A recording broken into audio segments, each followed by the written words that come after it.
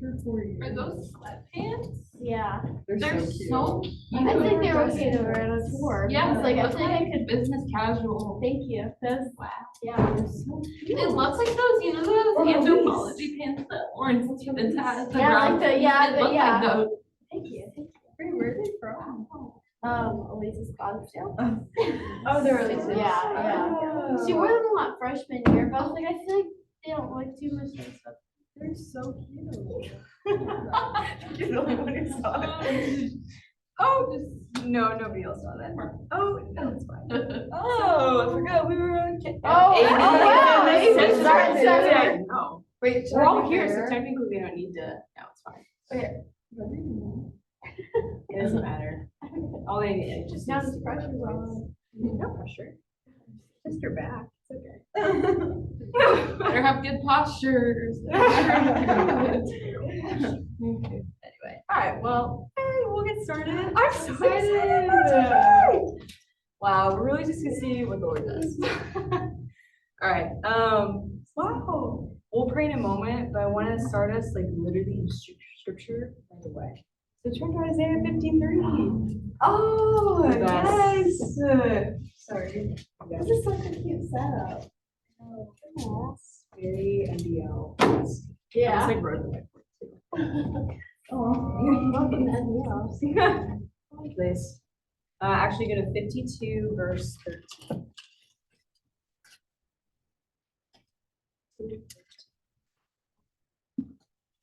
This is a prophecy from the prophet Isaiah. This is one of my favorite, honestly, chapters in the whole Bible. It just so explicitly is the gospel in the Old Testament. It's crazy. Anyway, it's the prophet Isaiah, and he's giving a prophecy about the Messiah.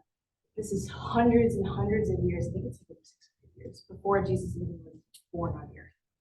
And it's wild, like, if you've read it before, how closely it's like telling the gospel story, like his life, crucifixion, and resurrection.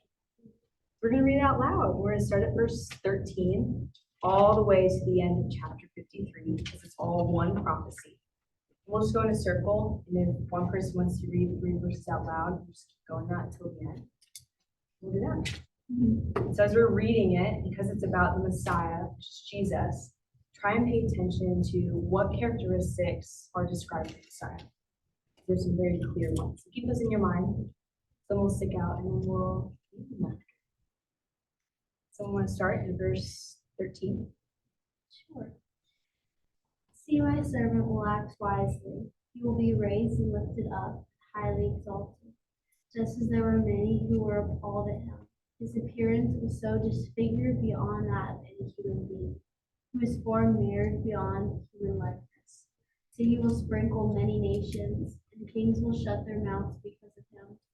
For what they were not told, they will see, and what they have not heard, they will understand.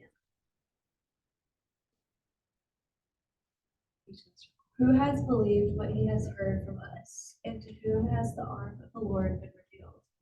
For he grew up before him like a young plant, like a root out of dry ground. He had no form or majesty that we should look at him, and no beauty that we should desire him.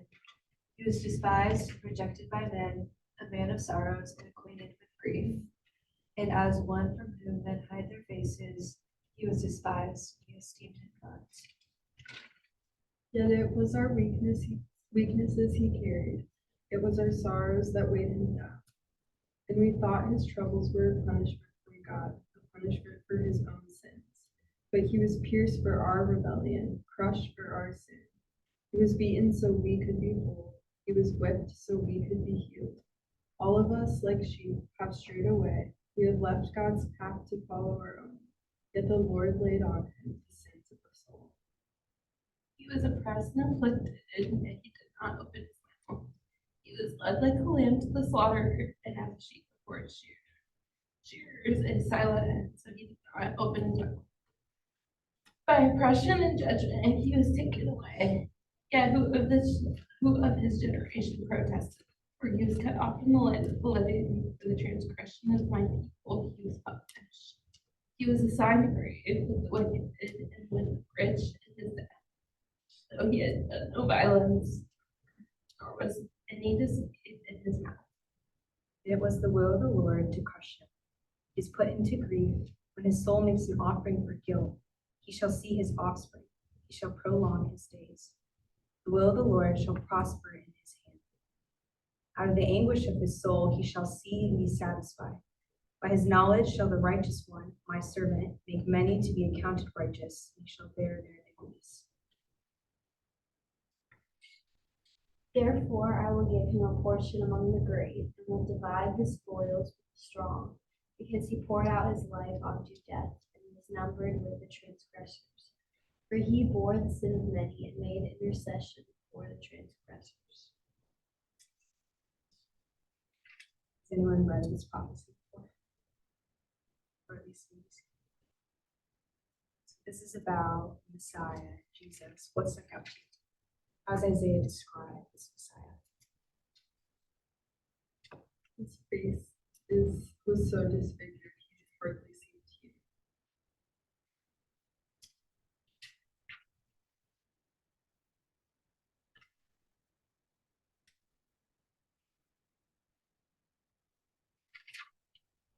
It's interesting, he said nothing in his appearance that we should desire him, like there's nothing that will like attract us to him.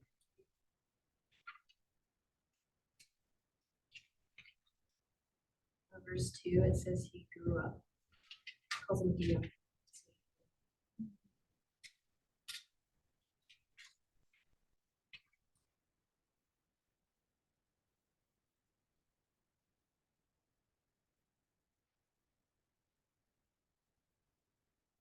Despised and rejected by mankind.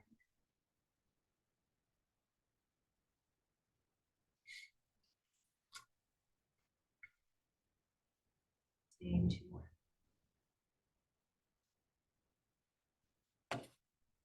I think it's interesting how in like verses 4 through 6.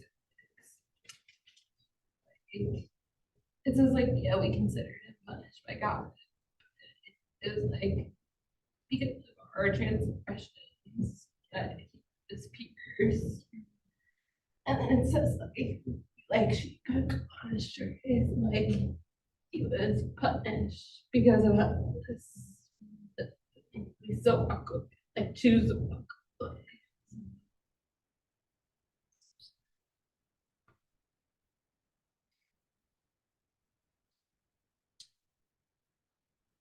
In verse 7 it says how he was oppressed and treated harshly, yet he never said a word.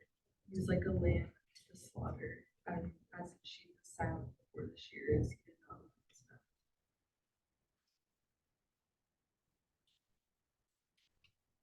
All of that you guys just said and so much more. Like, you just spend time in this, you just write out all of it. It's insane how many. Here, verse 6, describe Jesus. But he fulfills all of these. In his story of his life, he grew up. In his arrest, his trials, he never spoke up. He didn't defend himself, even when priests and guards mocked him, he never did. Into his death, he was tortured, he went down to the grave. All this describes Jesus. And Bell pointed out in that verse 7, he was oppressed, he was afflicted, yet he opened not his mouth, like a lamb that is led to the slaughter, like a sheep that before its shears is silent. Lindsay mentioned, yeah, Jesus was a lamb who died for us. We have a choice to not accept that sacrifice. So today, I wanted to start with this because it's just such a good segue into what we're talking about. Revelation, Jesus is talked about as the Lamb, the capital L, right? The Lamb's wrath. The Lamb opens the scroll and everybody worships the Lamb. And just is weird imagery. Like it's a lamb. A lamb is a baby sheep. Like, you know, a sheep is cute, it's fluffy. It's certainly not something I'm going to choose to like fight a battle or like win the war against evil. And he's described as that way. And why is he described that way? And why in Revelation is he talked about his lamb covers believers and makes them pure and white? So it's talked about a lot in Revelation. Why does it matter? Why the lamb and why his blood? So today we're going to go through a little journey through multiple points in the Bible because this imagery of the lamb is so rich, we're barely going to scratch the surface. But it's just talked about throughout the whole Bible. And when you look at all these different places the Bible talks about a lamb, you just appreciate it so much more Like, why the heck is this slain-looking lamb described as the conqueror in Revelation? That's intentional. That's a beautiful thing. So we're going to explore that today. Before we dive in any further, though, can someone pray for us that the Lord would just speak to us through the word today?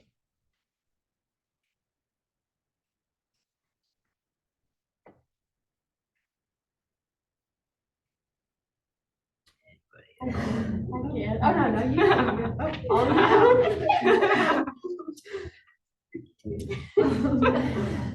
Oh, Dear Jesus, I thank you so much for this time, God, and just the freedom that we have to even talk about you freely and openly, and just the blessing of being in fellowship with believers, God. I just thank you so much for that.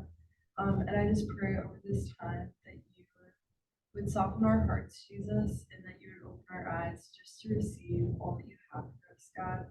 I pray that you would just help us focus on you and just look to you this whole time and just stare at you, Jesus, and truly come to know you in a new way, in the way that you are, God. I just confess any pride for me and for us, God, that we would just be able to step into the humility to learn about you, Jesus, fully. And I pray that you would just speak through Reagan and that your words would come out of her mouth, God, and that we would just be met by your love here and that we would leave this room more in love with you.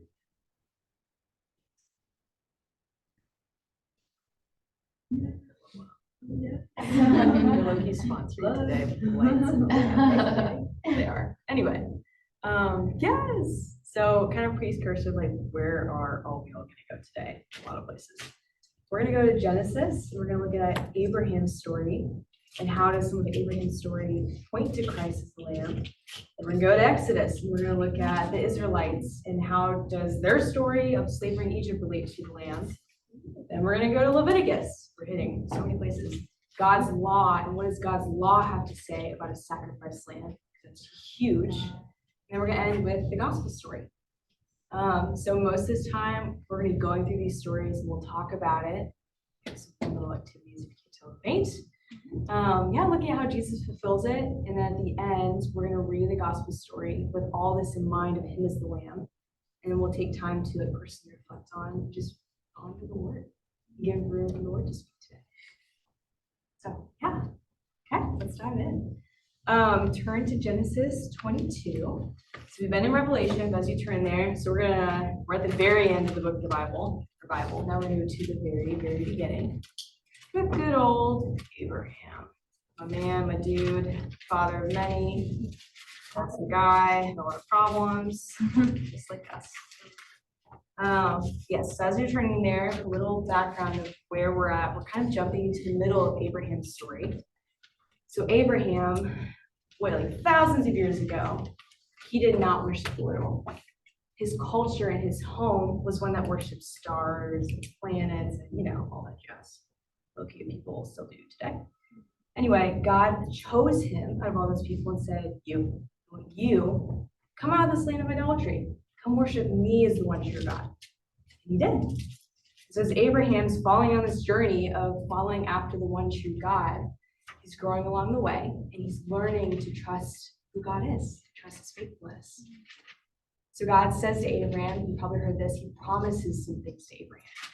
He promises to bless him. He says, Abraham, you're my guy. I love you a lot. You love me. I love your faithfulness. I'm going to bless you and all your descendants that you can turn around and go bless the entire world. Go make my name known with the blessing I'm giving you of land and descendants. Sounds great. Problem is, Abraham, old man, Sarah, no eggs. Eggs are dried up. She's an old woman. There's no child around. And he says it. He's like, where on earth are you going to give me this blessing if I don't even have a son to begin with? I have no children. The Lord says, okay. You just wait and see. We know that he does. But in that time before his son is born, he actually tries to fulfill God's promise himself multiple times. He doesn't trust God's promise to give him a son. So he tries to do it a lot, actually. First time, he says, I don't have a kid. My wife can't have a kid. I don't my servant here, whoever's name is, I think it's Eli or something. I have my servant here who's not even related to me by blood, but I'll name him heir of my entire estate inheritance. And I'll make him my heir, and maybe the promise will come through him. He tries it, God shuts it down. He's like, what are you doing? That's not even your son. It's not even related to you. It's your servant. And I told you it would be your literal son. What are you doing? Have faith in me. Good old Abe still doesn't get the point. So what does he do? He gets a little more extreme this time. He says, Sarah goes to him and says, Abraham, I've got a plan. So see that servant over there, Hagar? She's Egyptian. What if, stop. What if you have a kid with her? What if you get her pregnant, our servant, and then maybe that son will be the son of promise? And he's like, genius. So creepy, big red flags. So he does. It's crazy. Everybody agrees it's this wild plan. And she gets pregnant. She has a son named Ishmael. And now Abraham's like, yes, my literal son of my promise. Maybe through you the blessing will come. But he's still trying to take matters into his own hand. So once again, God's like, it's not even through your wife. It's an illegitimate child, and you're still trying to play God here. Wait on me. Trust me. So we come to the third time.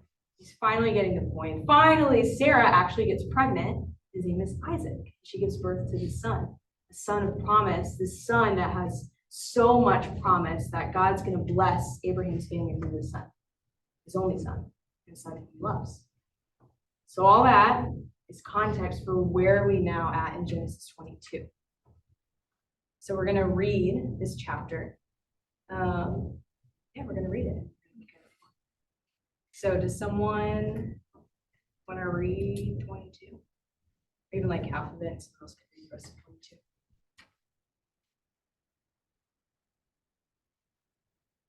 Yeah, I'll read some parts of it. After these things, God tested Abraham and said to him, Abraham, and he said, Here I am. And he said, Take your son, your only son Isaac, whom you love, and go to the land of Moriah, and offer him there as a burnt offering on one of the mountains of which I shall tell you. So Abraham rose early in the morning, saddled his donkey, and took 2 of his young men with him and his son Isaac. And he cut the wood for the burnt offering and arose and went to the place of which God had told him. On the 3rd day, Abraham lifted up his eyes and saw the place from afar. Then Abraham said to his young men, Stay here with the donkey. I and the boy will go over there and worship and come again to you. Abraham took the wood of the burnt offering and laid it on Isaac his son. And he took in his hand the fire and the knife. And they went both of them together. And Isaac said to his father, Abraham, my father. He said, Here I am, son. He said, Behold, the fire and the wood. Behold, the fire and the wood, but where is the lamb for a burnt offering? Abraham said, God will provide for himself the lamb for a burnt offering, my son. So they went both of them together. When they came to the place of which God had told him, Abraham built the altar there and laid the wood in order and bound Isaac his son and laid on the altar on top of the wood. Then Abraham reached out his hand and took the knife to slaughter his son. But the angel of the Lord called to him from heaven and said, Abraham, Abraham. And he said, Here I am. He said, Do not lay your hand on the boy or do anything to him. For now I know that you fear God, seeing you have not withheld your son, your only son, from me. And Abraham lifted up his eyes and looked, and behold, behind him was a ram caught in the thicket by his horns. And Abraham went and took the ram and offered it up as a burnt offering instead of his son. So Abraham called the name of that place, The Lord Will Provide. As it is said to this day, on the mount of the Lord it shall be provided. And the angel of the Lord called to Abraham a second time from heaven and said, By myself I have sworn, declared the Lord, because you have done this and have not withheld your son, your only son, I will surely bless you, and I will surely multiply your offspring as the stars of heaven, and as the sand that is on the seashore. And your offspring shall possess the gate of his enemies, and in your offspring shall be the nations of the earth be blessed, because you have obeyed my voice. So Abraham returned to his young men And they arose and went together to Beersheba. And Abraham lived at Beersheba. Now after these things, it was told, okay. The right names. Names don't matter. Take a minute and just look back over that passage. It's kind of insane. Take notice what is happening here, the big picture. What did God ask Abraham to do? What did Abraham do? Look at Abraham's maybe response to God. How did Isaac feel? He's the one being sacrificed here. Look at the end. What is God? What is almost the reward that he tells Abraham? So just like look over it and just take note of things. And we gotta talk about it a second.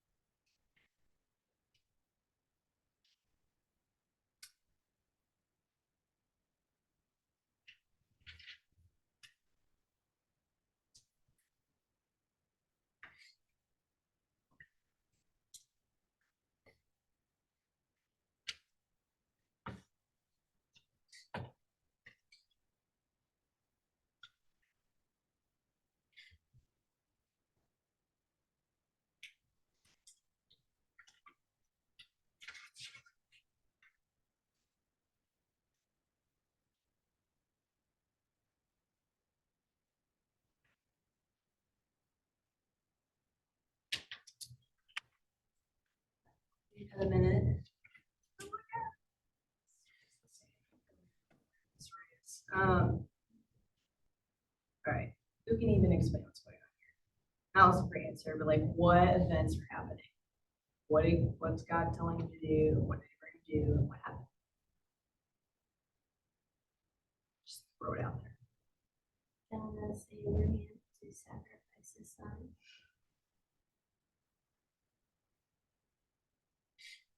To put on. He like was actually going to do it. Just crazy. I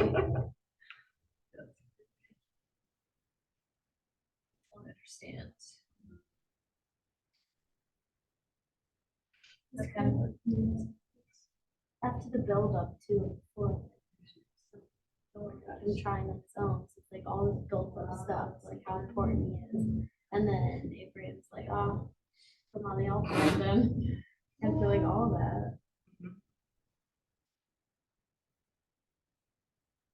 But what happens before? His son is literally burnt to a crisp and sacrificed.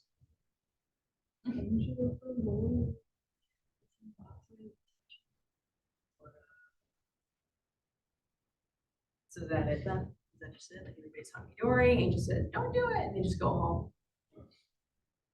What else happens? Caesar ring.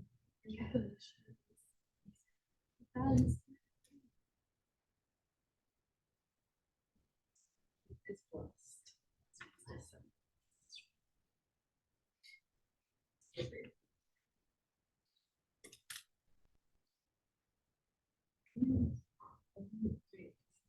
Yeah, all the nations of the earth will be blessed through This kid, this son. The Old Testament talks so much about how much God hates child sacrifice, actually, all the time. It was one of Israel's worst sins that he just couldn't stand. They were sacrificing their children to these false gods. They thought the blood of their children would just appease these fake idols. So reading this, you think like, okay, we know God's character. We know that he does not like child sacrifice. He never wants you to just go ahead and sacrifice your child. Why the heck is he asking his faithful follower to sacrifice his son? Did he actually want Abraham to kill his son? Is his son actually going to remain dead?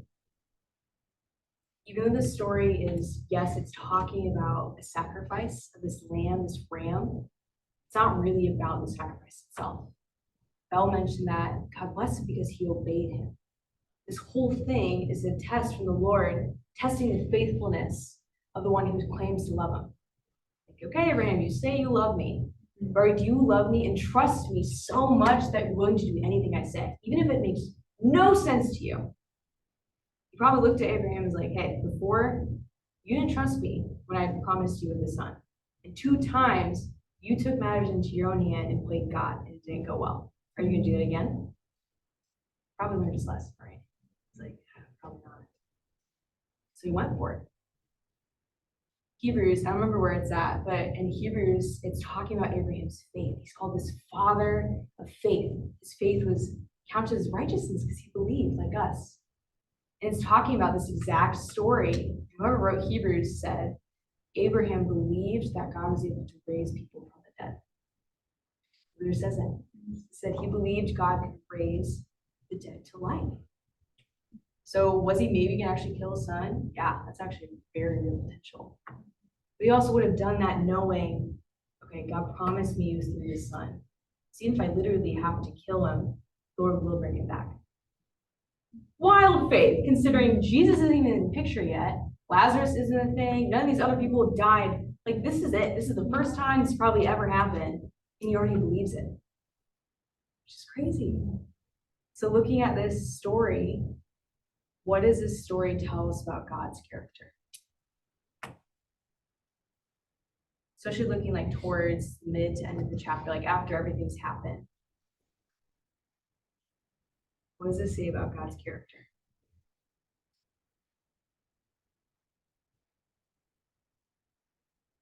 He values obedience so much.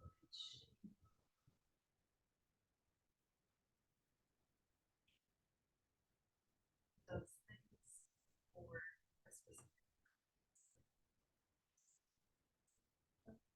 how this will work out. Like it's like for a reason. Yeah. To play around with lives. There's a name somewhere in the chapter, I forget where, that Abraham gives to God. See where that's at? Yeah. What does the text say it means? The Lord will Yeah, he gave him this name, God will provide. And what did God provide? Lindsay mentioned it earlier. Sacrifice still had to happen. This thing. Like God made it clear, like the sacrifice is gonna happen, dude. He provided a way for it to happen. Looking earlier, I mean, Isaac even saw that. If you look earlier in verse 7, it's like, okay, I see the fire, I see the wood. Where's the actual animal for the wrong? Where's the lamb? What does Abraham say? God will provide for himself the lamb for the burnt offering. So they went on together. God provided the lamb. God provides. So if we're comparing this story, we're going to jump over here to Jesus' story, because his story has so much to tell us about Jesus' story, his sacrifice as the lamb. Just like kind of just thinking aloud, what similarities do you see between this sacrifice and Jesus' sacrifice? It's okay to just have like thoughts or questions about it. Yes. In verse 4, it says on the 3rd day of their journey, we saw the. Whoa, dude, I haven't even noticed that. I don't even know if they're anything. I just thought it was cool because I know how it's like a reflection, I guess. Yes. That's actually so cool. I didn't notice that.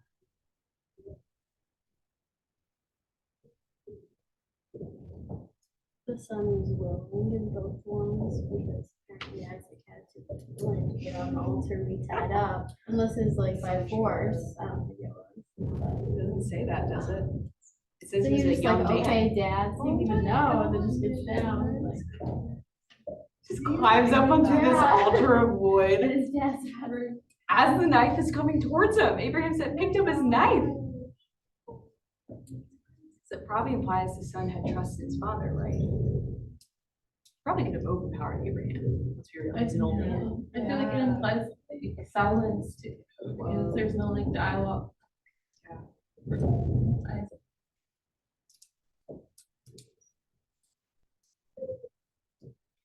Both. Is like a death.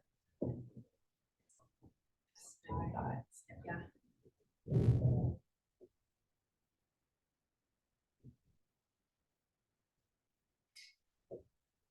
kind of one that I kind of mentioned that's not literally in here, but when Hebrews, when it said that Abraham believed God could raise the dead to life, super clear connection to Jesus. He went to the cross knowing that. Oh. That's why he's willing to die, because he believed that much in his Father's ability to raise the dead to life like Abraham did. He had faith.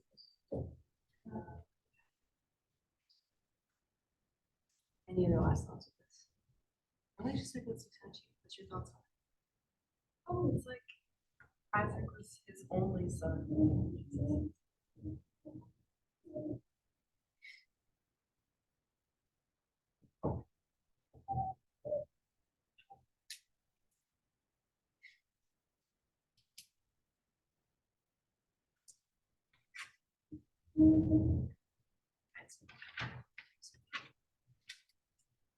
It also builds up, like even before, how much value Isaac has, like in everyone, or for everyone, and Jesus obviously has some value. It's a verse for God. Is that John 3:16? For God so loved the world, he sent his only son. This passage in this passage in Abraham's calling God provider. He's calling him provider because God is proving faithful to the promise and the blessings that he's told Abraham. He's proving faithful to provide a sacrifice instead of a son. He's faithful. And so we too, like Abraham, because he's our father in faith, we can also call him God provider. We can call him Jehovah Jireh, Yahweh Yireh. Because he provided his one and only son, whom he obviously dearly loved, to die on the cross for us, in place of us. So where Isaac was supposed to die on that altar, God provided a sacrifice, a replacement instead of Isaac. We all should be on that cross. I don't know if you've ever taken the time to imagine yourself on a cross. Jesus was fully naked on that cross. Imagine your body as women were on that cross, nailed, bleeding, tortured, dying. But Jesus went there instead as the replacement lamb for us. And he and his Father did it together, right? He was willing, and he went right to his death, even though he knew it was his death, just like Isaac was.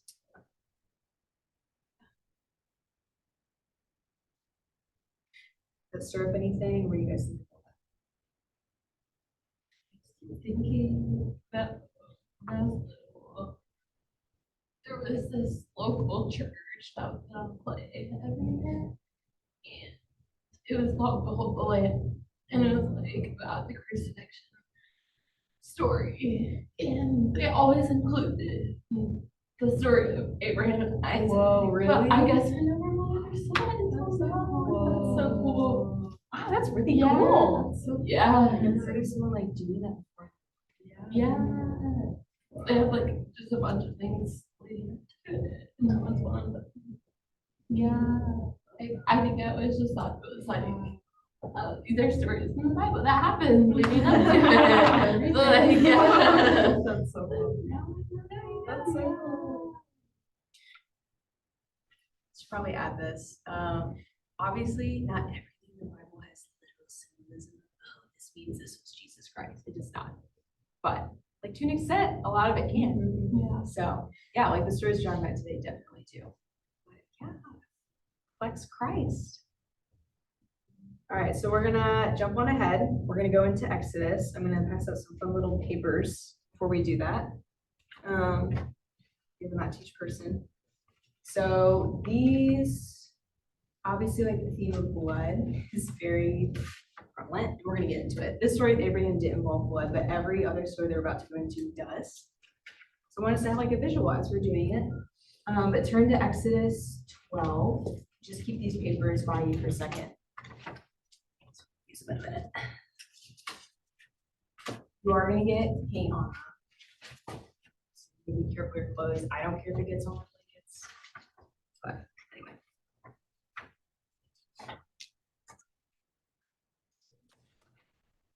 All right, so we're jumping. We were in Genesis. We were with Abraham. There was literally only one descendant that he had. Now we're jumping to 400 years later, several hundred years later, Clearly God's fulfilled his promise to Abraham, which is part of it. He's like, hey, I'm gonna give you a lot of descendants. And he did. You literally have, I think scholars say like over 1 million Israelites lived in Egypt. They were slaves. So probably if God told Abraham, hey, you're gonna have a lot of descendants and they're all gonna be slaves, he probably wasn't expecting his descendants to be slaves. Because God promised them they would live freely to worship him. They're not living freely to worship him. They're being beaten every day in order to make buildings not free to worship him. God's not gonna have that. He's like, enslaved? Never. He's their father. So Exodus, we know the stories of Moses, right? He's coming to free his people and bring them out of slavery so they can worship him freely. He's got to free them from that slavery first. So that's where we're at in Exodus 12. We know that he unleashes all these like crazy plagues, right? Against Pharaoh. Has anyone ever seen this in Egypt? A personal level movie? Wait, everybody has?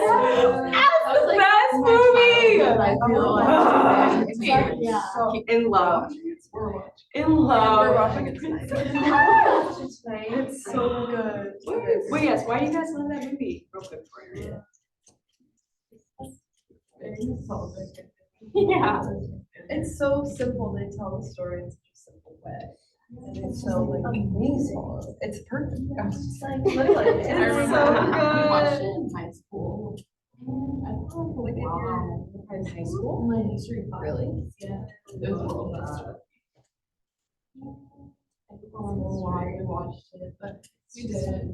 Such a clear display of like God pursuing people.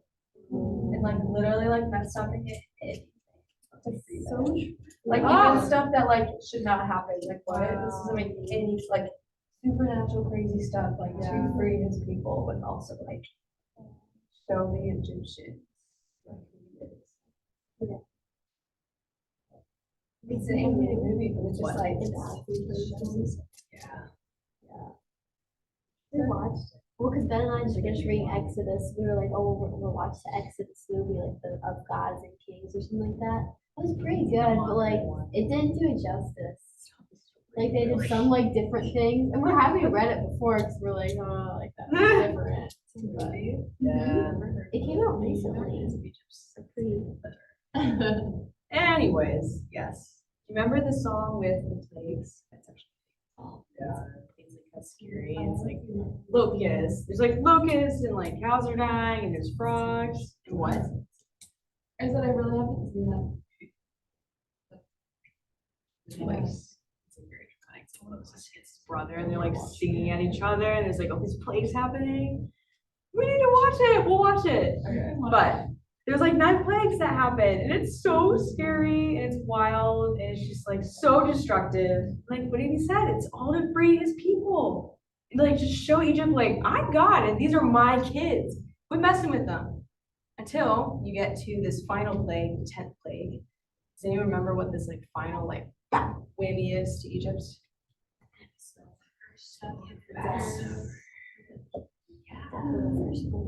Yeah, death of firstborn. So that's about to happen. God's like just threatened Pharaoh with it. He said, I'm going to literally kill all the firstborn in the land of your people if you don't let my people go. Pharaoh's like, bring it. Tells God to bring it on. God says, okay. So we're picking up in chapter 12, where Jesse said Passover is God's then preparing his people to protect them from this plague before it happens. So that's where we're at with that. Yes, so does someone besides Amy, because she read the last chapter, want to read? Wow, that is actually long. Okay, let's start at 12. Does someone want to read 1 through 13? Okay, and someone want to read 14 through 20? Okay, and then 21 through 28. Sure. All right, let's go for it. The Lord said to Moses and Aaron in Egypt, This month is to be for you the first month of your year. Of the whole community of Israel will fast on the 10th day of this month. Each man is to take a lamb for his family, one for each household. If any household is too small for a whole lamb, they must share with the nearest neighbor, having taken into account of the number of people there are. You are to determine the amount of lamb needed you choose must be your old males without defect, and you may take them from the sheep or the goats. Take care of them until the 14th day of the month, and all the members of the community of Israel must slaughter them at twilight. Then they are to take some of the blood and put it on the sides and tops of the door frames of the house. Let's pause there, actually. Remember who was supposed to read. Grab your paper, the first one, actually just leave it on the stack so it's not bleeding through. But this is a door frame of these houses. So I want you to, we'll read in a second, but take a brush. I got some fun little blood here. It's very, very creative. And yeah, so I want you to take it and how the Israelites did it. I'll do it on mine to show you. It says in the text, is when God had the lamb slaughtered, they took the blood. Sorry, no one's gonna see it, it's just us. Don't worry. They slaughtered the lamb, and God told them to take the blood of the lamb, brush it around the door completely. It's like 3 different posts. So we're gonna do that on yours.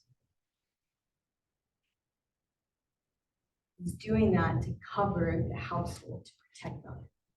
The lamb's blood, the slaughtered lamb's blood, is protecting the people from this coming plague.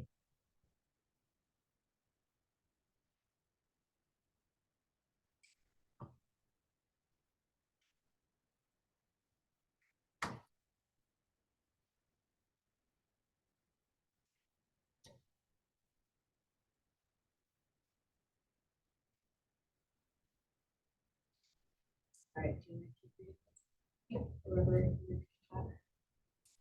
That same night, they are to eat the meat roasted over the fire, along with bitter herbs and bread made without yeast.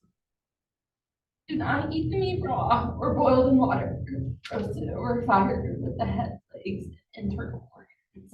Do not leave any of it till morning. If something left till morning, you must burn it. This is how you burn it. Your cloak tucked into your belt, sandals on your feet, and your staff in your hand. Eat it in haste. It is the Lord's Passover. On the same night, I will pass through Egypt and strike down every firstborn of both people and animals, and I will put you judgment on all the gods of Egypt. I am the Lord. The blood will be a sign for you on the houses where you are. And when I see the blood, I will pass over. No destructive will touch you.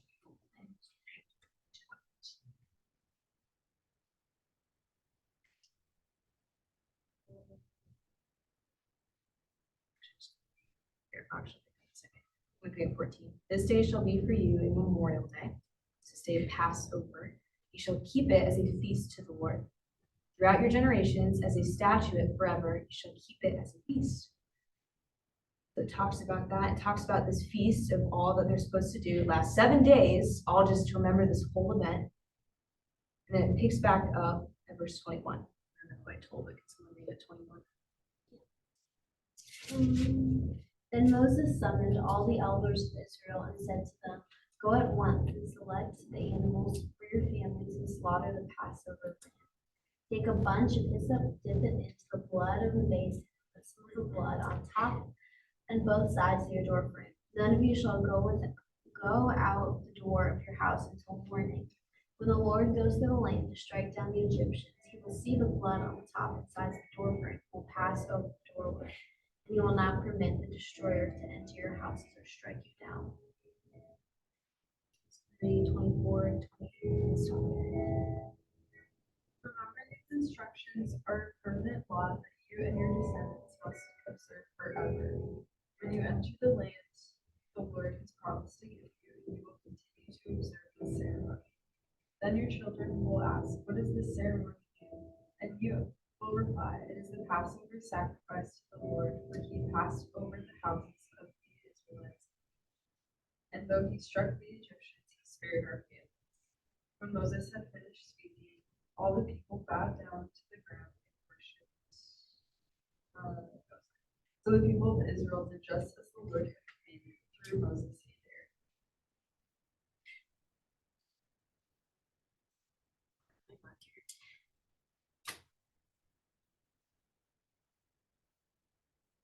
So how is this blood protected? What's protected? Like, why is God telling you to blood your doors? It's like repeated a lot in this chapter actually, of why is God telling them to do this? Allow them to do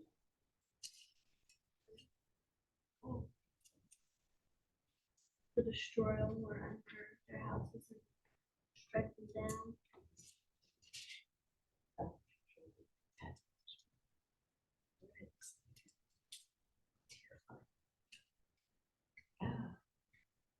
This blood is literally covering these families, and they're marking them as set apart as belonging to the Lord for his people. He's protecting them from death and destruction. For those who don't have the blood, their firstborn will die.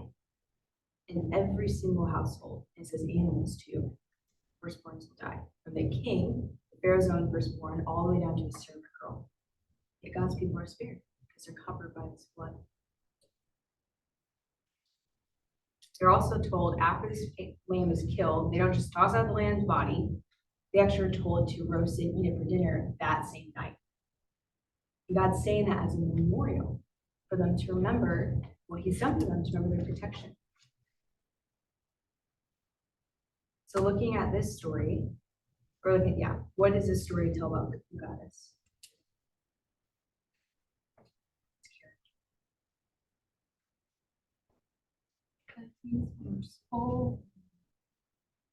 Wait, it's right in the face. I should write it down. Yeah, write down your little area. That is merciful. Wherever you want.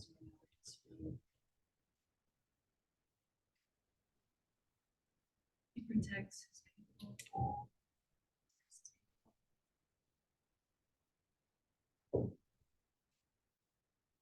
It's just. Yes. Let's say that. Yeah. Does he protect any Israelite just because they're an Israelite? It's only those who come to him through the blood. So protects his people who come to him. He can't be high-minded and arrogant and say, well, just because I'm an Israelite, just because I'm a Jew means I'm saved. It's not right. Right? They have to come to him. And like obey, because maybe in their hearts Obey. they were like, oh yeah, but they had to do this. Yes. This one's a random. Yeah. But when it was talking about like the specific lamb, like a male, like that effect, it was kind of like a thing of in Revelation. When, yeah, but Oh, the heifer? no, it's the ones the Israel descendants who like have the Witnesses? mark. The Yeah, seal? yes, yeah. They're marked by the Lord. They have to be male. Yes. Yeah. Oh. Virgins. Virgin Jewish males. So I don't know. Thinking It's not just any Jewish person. Specifically, yeah, Jewish believers who are male virgins who God marks. And it preserves them from that one plague, the locust. Whoa. And the locust is like, Yeah. Why is it that the locust one is like repeated as a judgment? Why? Frogs. Right. We don't have, I wish we had more time, especially when we did all the trumpets. But all those like judgments and Revelation, most of those, everybody agrees if you study it, they echo back to the Exodus place. All of them. It's kind of insane.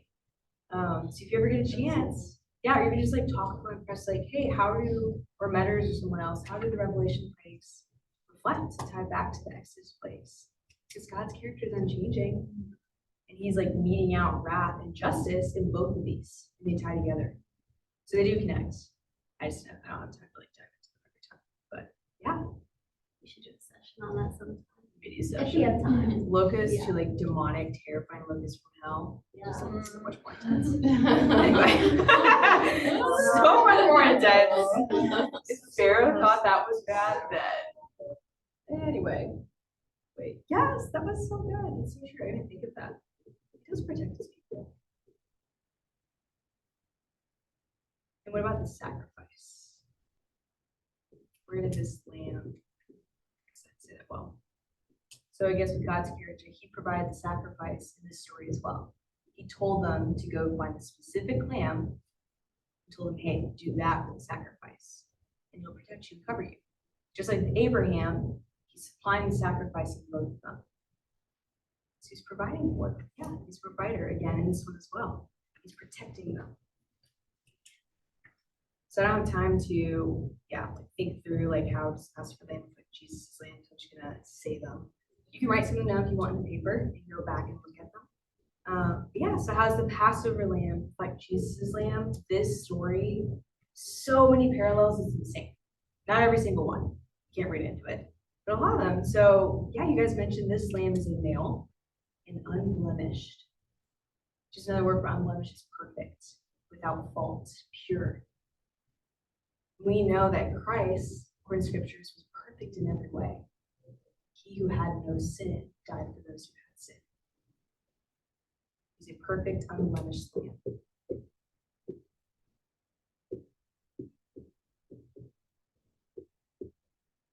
He also, both were slaughtered and sacrificed, their blood saving people's lives. For the Israelites, for those who came to him, it saved their literal life, right? The lives of their children. But for us, how does Christ's blood save us to come to him? What is it saving us from? That's right. Justice. What else? There's a lot of things his blood saves us from. Sin. Death. It's like it's a lot more intense than this one. Yeah, so he slaughtered and sacrificed. His blood is saving people's lives. The lamb had to die. Bill mentions like the lamb actually had to die in order for the sacrifice to be anything. If Jesus had come to earth and he lived his life, it's like, okay, I'm here, everybody can follow me. That is an empty love. That's not proving his love for the world. No, he had to go and die for the world. He had to actually die for sacrifice to actually mean something. You don't have like, if there's like a war hero who goes off to war and is like fighting, and he comes back and claims like, okay, I died for you all. Follow me, I'm the best hero ever. That's a coward. We call that person a coward. They weren't willing to die for people he went to defend, but our God did. So this lamb had to die in order for the sacrifice to mean something.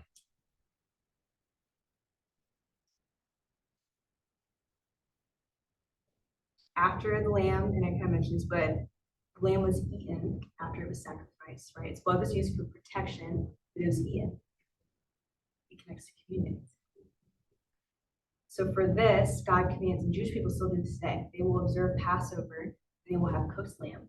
They'll have the bread and the herbs, because God commanded them, hey, have this meal every single year so that you never forget how I provided for you, how I literally preserved your life thousands of years ago. Don't forget.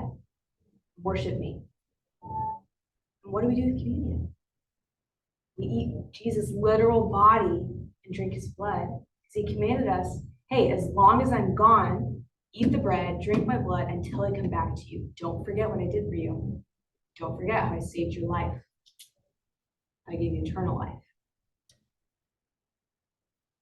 So it's something as believers we're commanded to do repeatedly. Wish we did it more, actually. It's such a powerful thing. Yeah. And then, last night I felt this part. So the Israelites, so we said that God came to free his people. His people were slaves. They weren't free to worship him until he brought them out of Egypt. This plague was like the final tipping point for Pharaoh. I was like, you know what? I literally don't care anymore. Just get your people out of my country because you're killing all my people. You're ruining all my crops. My buildings are destroyed. Fires everywhere. Get out, for we are killed ourselves. They leave. God, through Moses, literally leads his own people out of bondage that they may be free to worship him. Well, so for us, Christ leads us out of the bondage of slavery to sin to come and serve him and worship him freely. We're no longer slaves, but we're bought by Christ. Living free and to worship and love God.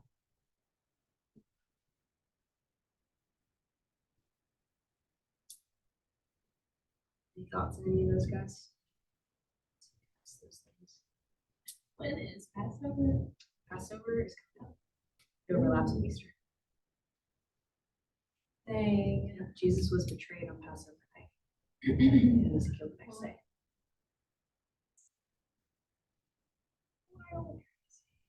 So good. She's still celebrated. Like, Yeah. At the same time where they shouldn't be celebrating. Oh my God. They have no idea. Oh, Missing that's out. so sad. They're missing out. Yeah. They literally are. Yeah. We'll get there. Somewhere. Okay, we're gonna move on. Just because it's only 15 after. Oh my gosh.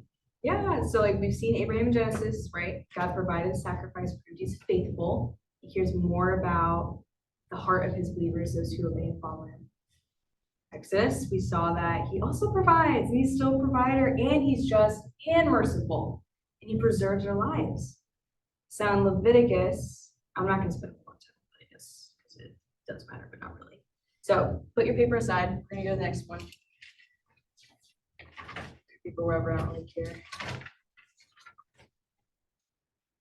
And I'm just, is it okay if I just save this one? Instead of us, okay, great, just like save the time. So you can write this down for later, but Leviticus 9 is the chapter. You can turn it if you want. I'm just gonna explain it in like 2 minutes. But Leviticus 9 is it's like everybody is just come out of Egypt.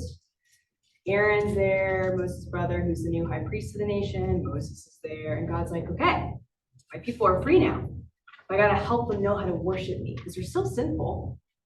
That lamb only saved them for that one night. It didn't erase their sin forever. They still need something to purify them, make them whole and right so that they can be with me in right relationship. So this is where we start to see sacrifices happen. Like regular sacrifices of animals being killed and offered on an altar to the Lord so that it would purify the people and atone for their sins. So Leviticus 9 is like kind of like the grand opening of a new business or building. This is Leviticus 9. It's like every single sacrifice and offering you can think happens here. It's like full kit, I don't know the word. It's crazy. Anyway, extravagant. So Leviticus 9, so take your brushes again. I'm gonna tell you what offerings happen. I want you to put blood on the altar as the story is happening. All right, so Leviticus 9, the Lord instructs Aaron, Moses' brother, high priest, says, okay, Aaron, my dude, before you can make sacrifices for the people, you're human too. You're also sinful. So you gotta purify yourself before you can offer the people sacrifices. So he says, okay, Aaron, I want you to make a burnt offering. I want you to take a calf and a lamb, kill them, and I want you to splatter their blood or put their blood on the 4 horns of the altar. So this altar was in the middle of the temple. It says, put their blood on the 4 horns of the altar.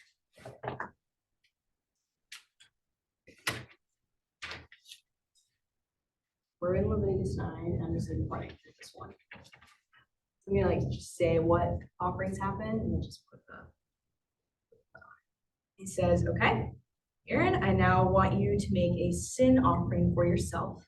In this sin offering, he says, I want you to take a bull calf, so a baby calf, and I want you to kill it. And for its blood, dip your hands in the blood, oh, I did it wrong, and put it on the sides of the altar. So now he said, okay, Aaron, get your hands dirty in the blood of this baby calf, and put the blood and splatter it on the sides of the altar. All around the sides of the altar. It's like by this point, this thing is probably literally covered in blood. The horns are covered, the sides are covered, lots of blood, lots of action going on. He says, okay, Aaron, your sins are now atoned for. A burnt offering has been made that included a lamb, and a sin offering has been made. You're good. You're right with me. So you can turn around and you can go to the people and you can offer their offerings and sacrifices to me because you are now pure. So Aaron follows the Lord's instructions through Moses' big brother. He makes multiple sacrifices on behalf of people. Aaron only required 2, the people require 3. So he says, make a burnt offering. This is still the same exact altar. He says to the people, make a burnt offering for the people. Sin offering for the people, and get a male goat for them, and a calf, and a lamb, like a sin and a burnt offering, and take their blood and put more blood on the horns. So I want you to have more blood. More blood on the sides of the altar. These are 2 additional offerings for the people. So you can imagine how soaked this probably is already. And he says, I want you to offer another offering for the people. I want you to offer a grain offering.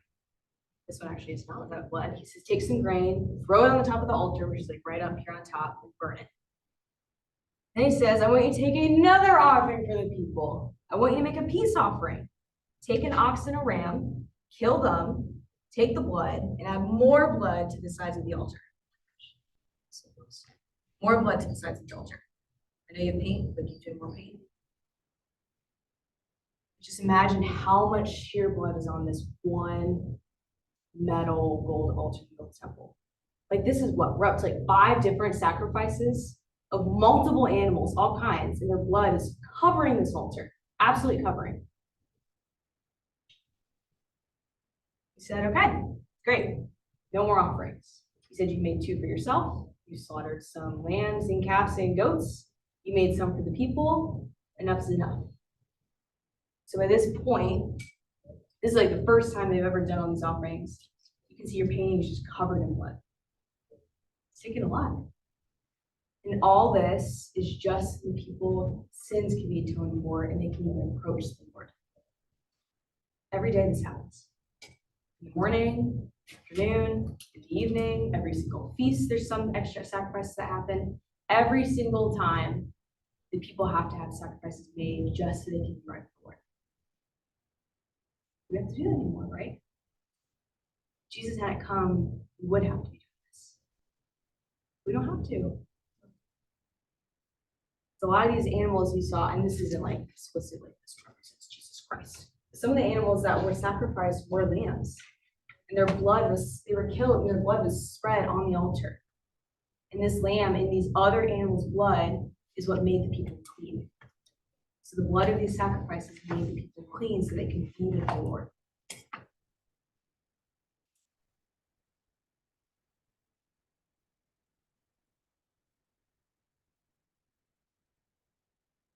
If you just want to write a note, we don't have time to go into this, but Psalm 51 is a beautiful psalm. It's from David.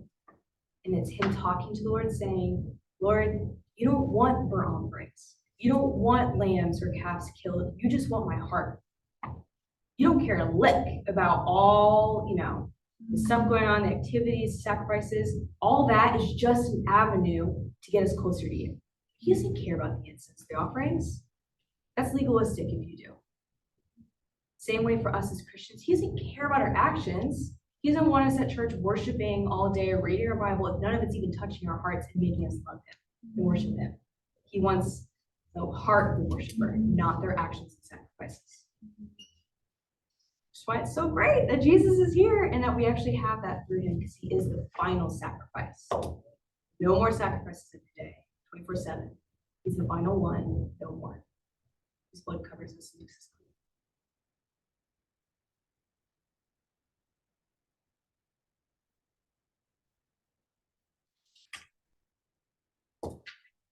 Kind of ran through that one. How's that one sit?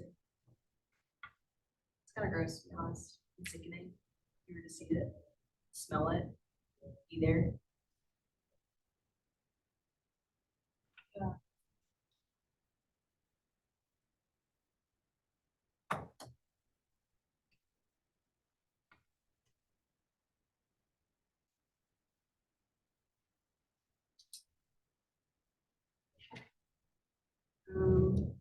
Let's go to the final one. I wanted to leave like 15 minutes again for you guys to like ponder a passage, so you can for the last like, little bit. If you have to do like right now, that's fine. Yeah, let's turn to Matthew. Watch this. Turn to Matthew 26.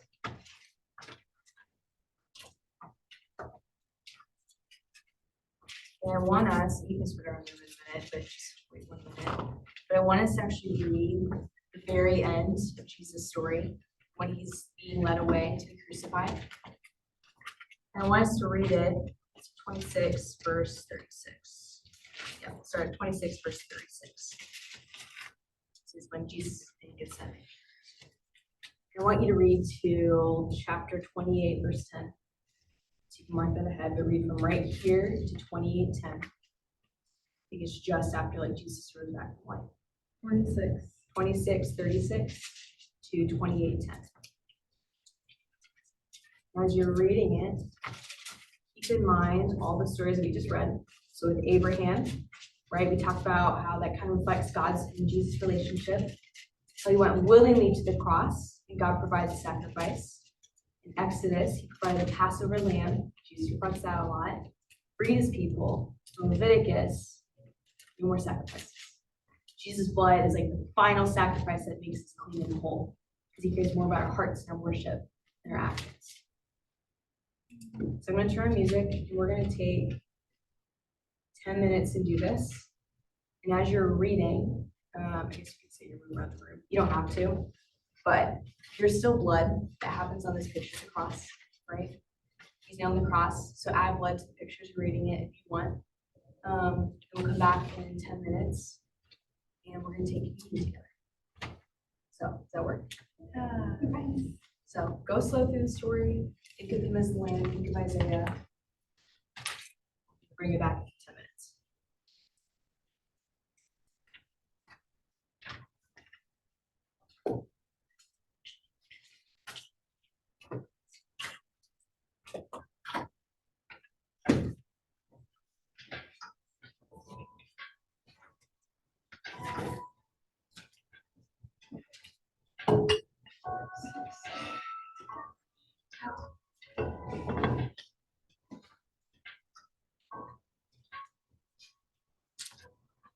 I'll turn it around so it's like not showing your butt.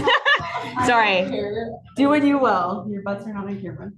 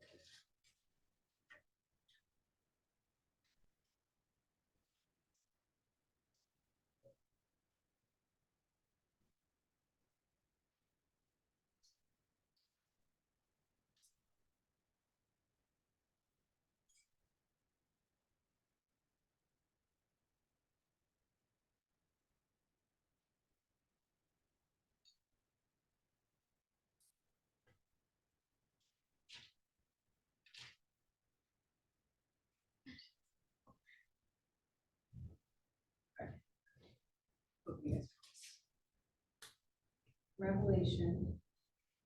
One of the elders said to John, "Weep no more. Behold, the Lion of the tribe of Judah, the Root of David, has conquered, so that he can open the scroll and its 7 seals." As I'm reading, if you want to take out your lamb, picture the last one.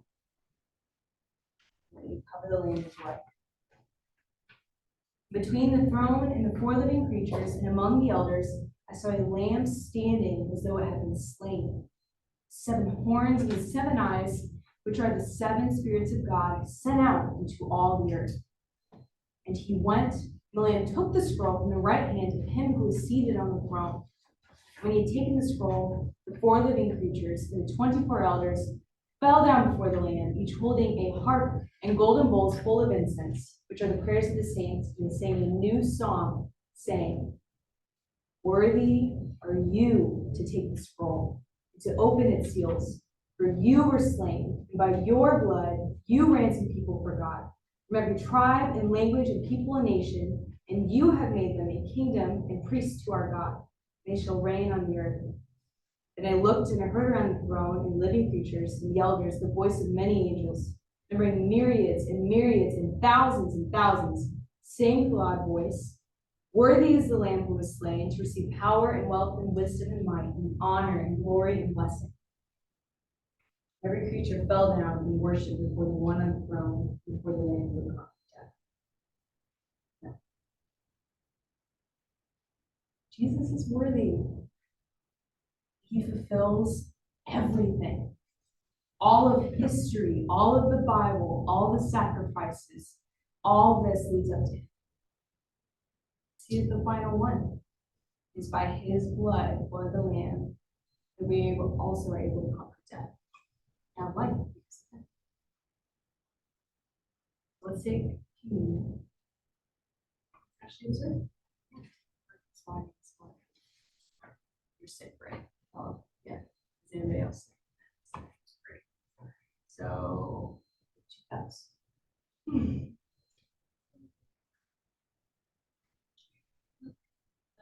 It's up to you guys. Your illnesses. You don't have to share an illness cup. Or here, Bella, you get the cup. You get the Or cup. I can do it last. That's what I mean. Like one of you can do it after the rest of us. Like we're in process. Yeah, so we just do that. Okay. One of you take this one. Okay, that's yours. So Amy, once we take it.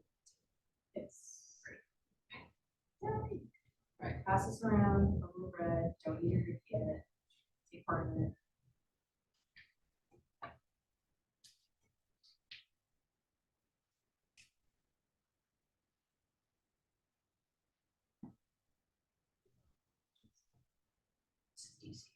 This is sponsored by DC. That's what I love today.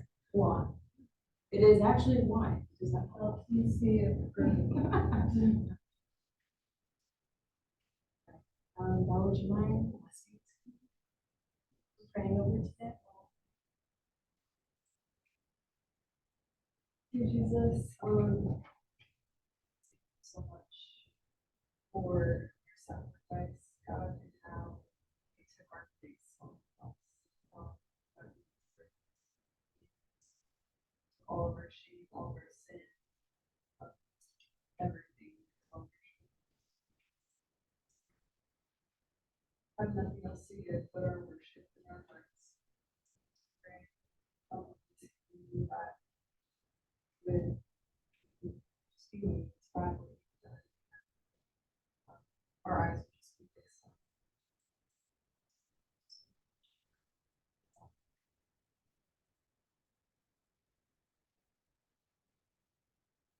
So on the Lord's last night of Passover, sacrifice for us. Do that table disciples and he broke his bread. He broke it. He said, take me, this is my body.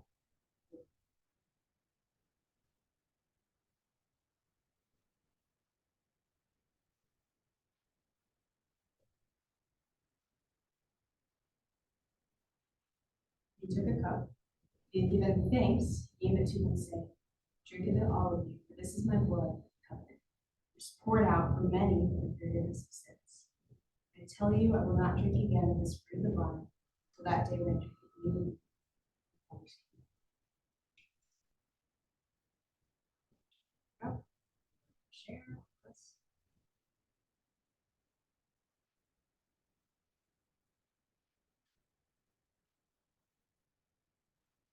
just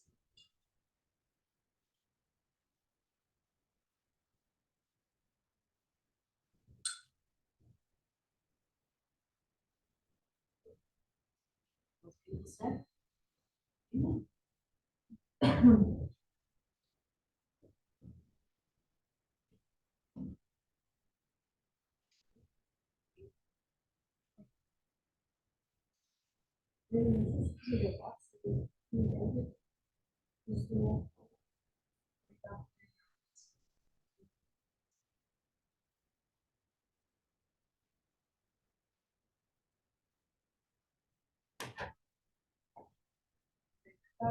see this, honestly, while taking it, just adds so much more.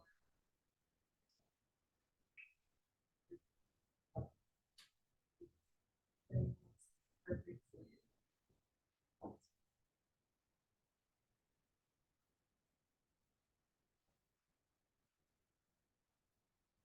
Just how all of scripture reflects like Christ's sacrifice. Such beautiful, like it just like I don't know, stuff like that, you know? And just like the increases of magnitude of that's taking one member and like long my relationship with him. How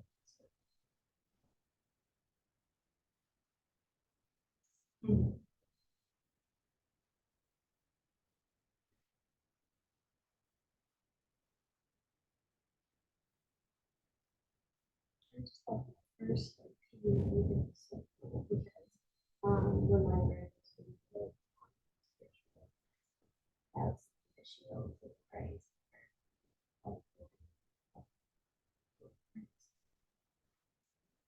Their house, my mom was like after that.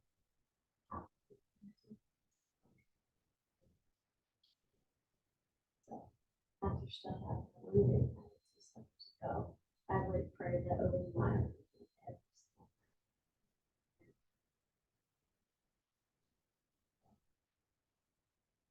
Just to find out what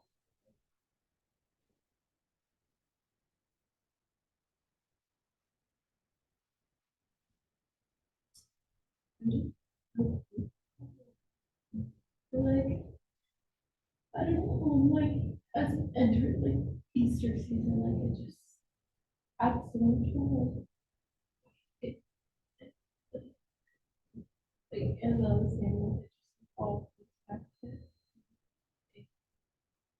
That lets me know a lot that God's sovereignty is this moment, everything. I don't know. It's just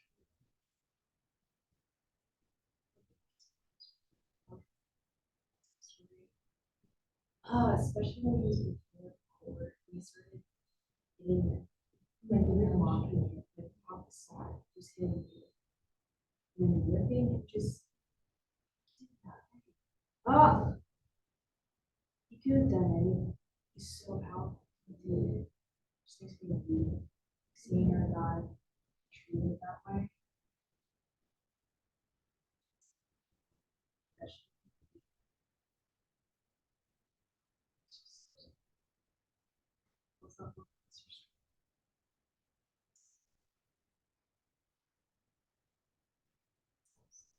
Yeah. Me, like it wasn't like God's force. Or people call it force. That Love is so strong. Like it's pitiful almost too because at first it says stop, stop, but then after it says that then the second half of the prayer.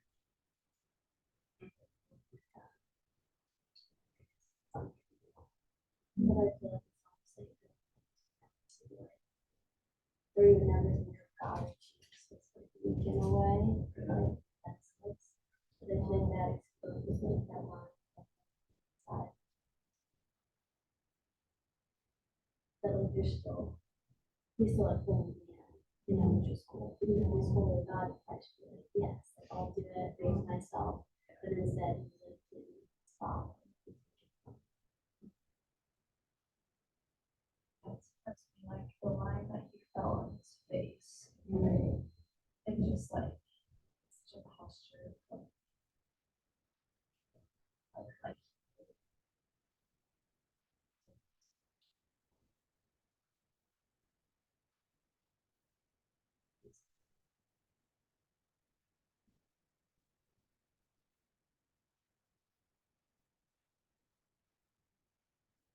You could go right to the We started it saved by the vision. The saints overcame, saved by the blood of the Lamb, the word of their testimony. Those two things. Blood is a lot more powerful than you give credit to. Like we just like brush over. Like, it's really critical and important in all this stuff, especially Christ. Blood is so powerful. Like I understand that more now. Like after going through all this, I like I believe that more. And it's not like just empty words. The blood of the Lamb. Like, no, by the blood of the Lamb. Man, we're powerful.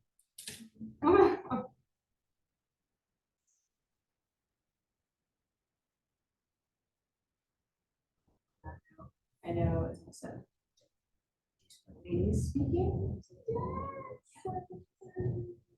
And I'm so desperately hungry.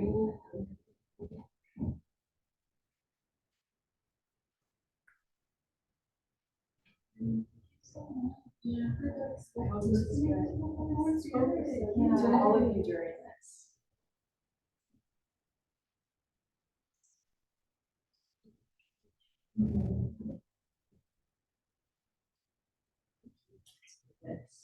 I've grown so much, you guys. Like this is really good. You guys are a safe space to do this too, and I grow and learn with it. So yeah, thank you, Lord. Walk earlier today, like the same wind. It's crazy. Wind Lord's like it's because my spirit's moving today. Dude, yes. Like just you wait and see it in teaching. Like, okay, Lord. Hop off, King. Literal King.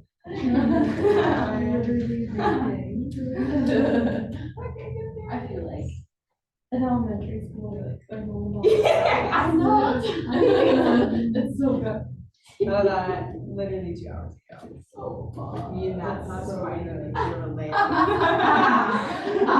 Wait, I looked at pictures of like Jesus land Revelation with like the horns and everything. Whoa. Got some weird images of like I'm kidding.